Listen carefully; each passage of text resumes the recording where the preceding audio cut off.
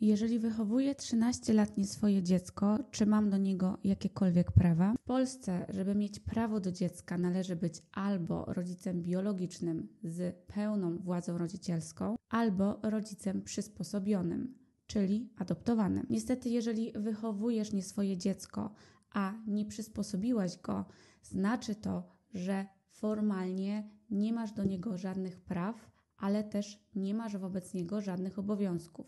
Żeby adoptować dziecko, konieczna jest zgoda drugiego rodzica, chyba że został on pozbawiony władzy rodzicielskiej albo w ogóle nie jest znany, np. nie figuruje w akcie urodzenia. Możliwe jest również orzeczenie adopcji przez sąd w momencie, kiedy porozumienie się z rodzicami napotyka trudne do przezwyciężenia przeszkody. Pamiętajcie, że adoptować można tylko osobę małoletnią. Dlatego warto uregulować tę kwestię zawczasu i porozmawiać o tym ze swoim partnerem.